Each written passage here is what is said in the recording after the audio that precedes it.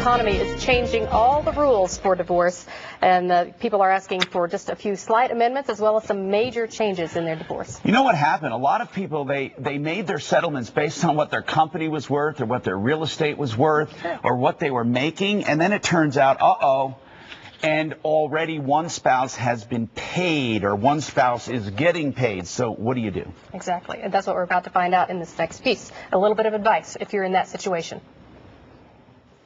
Single mom Joni Carley worried when expenses for her 2 sons went way up. Economic changes were huge in these last few years. She says she had no choice but to go back to court and try to change her divorce settlement. Many people think a divorce decree signed by a judge is set in stone, but that's not the case. Renegotiation is common, even years after a marriage dissolves. Because divorces involve real people in real situations, real things happen to them.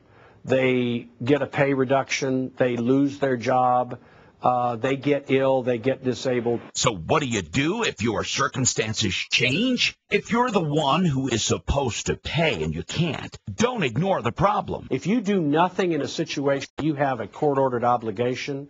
Every day that goes by where you aren't not compliant with that order, things get worse. So where do you start? Number one, talk to your former spouse and not dictate, but talk to them. Then get your lawyer involved to make it all legal. Whether you make the payments and are asked to give more, or you're receiving payments and are now asked to accept less. Experts say this economy is brutal. Listen and don't just automatically say no. It's always a good idea to get proof of any change in finances, and you might want to set a time period for how long the new agreement will last. It needs to have some kind of ending date. The ex who needs a change in plans can help in other ways. Offering alternative measures to help out can ease the burden of what you're asking the other side to accept.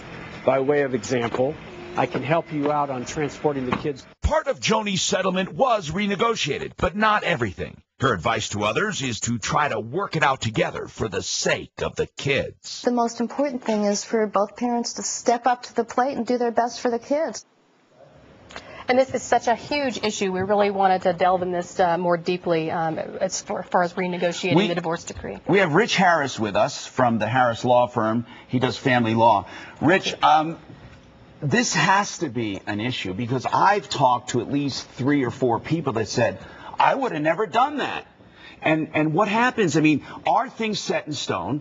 Or can you renegotiate? Let's talk about the ones set in stone and the ones you can renegotiate. You bet, Tom. Right. Like set in stone. What's set in stone? First of all, as people get divorced, if they enter into a property settlement and they divide up certain assets, whether it be a business or a retirement, once the asset itself is divided up, that is pretty permanent. Okay. Even if you said my business was worth $5 million or $500,000 or $5,000, and it's half of that 3 months later? That's exactly right. The court will divide things up at the time of the divorce itself. So people really need to be careful in terms of looking forward, getting good financial advice, and trying to make good decisions for the long term. The fact is, in this economy, people haven't always been able to do that. So property division is final. Correct. Okay. What about maintenance? You're paying your wife maintenance or you're paying your husband maintenance. In some rare cases now that's happening. What happens if your income changes drastically? And it's been happening. Which it has to everyone, yeah. We've seen a lot of these, Tom, where people have lost jobs. Absolutely. There are actually 2 different kinds of maintenance. One kind you can renegotiate, one kind you cannot. Contractual maintenance, which is a set amount for a set period of time, is actually set in stone. That you cannot renegotiate. Where can you get some help then to change things? But even if you have a contract, if you can't live up to that contract, you're not in contempt of court, are you? Sure. What do they do? The reality is the other spouse, the ex-spouse, can take that person back to court. The legal standard is whether they have willfully disobeyed the court order. So technically they're not in compliance. So they just keep accumulating debt. They accumulate debt. They have to pay interest on it. It's a tough spot, but they're really typically not going to get in legal trouble for that. What about the kind? stay current with, I mean, if they're going back and forth and saying, okay, I've been laid off. Communicate. And everyone's communicating, and you just don't have any money to pay. Absolutely. I mean, the key is really to communicate with your ex. What about the ones that are negotiable? You said there was one kind of maintenance that is negotiable. Right. Broadly speaking, there's what we call modifiable maintenance, and that is the kind of maintenance you can always go back and modify based upon changed circumstances. And some people don't want that because it can be modified both ways. That's right. You run the risk both ways. So contractually, if you won the lottery, your ex doesn't get any more. If you had a contractual maintenance, but if you had modifiable, it can go either way, up or down. That's correct. It can go either way. But that's got to be preset. You have to go into it with, is that what you mean?